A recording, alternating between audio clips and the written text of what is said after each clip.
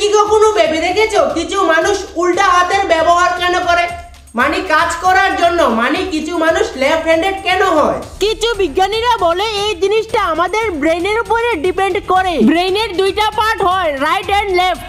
মানে রাইটেরটা লেফটের বডিকে কন্ট্রোল করবে আর লেফটেরটা রাইটের বডিকে কন্ট্রোল করবে। ডিঙ্কে চেকা ডিঙ্কে চেকা ডিঙ্কে চেকা। মানে যারা লেফট হ্যান্ডেড তাদের ব্রেনের ডান পাশের অংশটা শক্তি বেশি, এই কারণে তারা লেফট হ্যান্ডেড। আর যখন এই জিনিসটার উপরে আরো বেশি রিসার্চ হয় তখন লোকেরা বলে লেফট হ্যান্ডেড মানুষের ব্রেন যেভাবে কাজ করে রাইট হ্যান্ডেড মানুষেরও ব্রেন এভাবেই কাজ করে। তাহলে এরা লেফট হ্যান্ডেড কেন?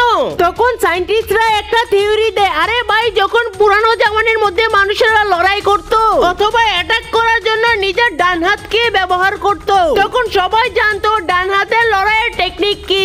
তখন কেউ ভাবে আমি যদি আমার বাম হাতটাকে শক্তিশালী বানিয়ে ফেলি আর যুদ্ধ করার সময় ব্যবহার করব, এর কারণে তো সামনের লোকটা কনফিউজ হয়ে যাবে, কারণ সে ডাইন হাতি মানুষের সাথে লড়াই করতে এসেছে আর সে তো বাম হাতের কোনো টেকনিক জানেই না, তাহলে সে হেরে যাবে। আর এই জিনিসটাই ইভলিউশনের সাথে চলে এসেছে। আর পুরো পৃথিবীতে 10% মানুষ লেফট হ্যান্ডেড আর বাকি 90% মানুষ ডান হাত ব্যবহার করে, মানে কাজ করার জন্য।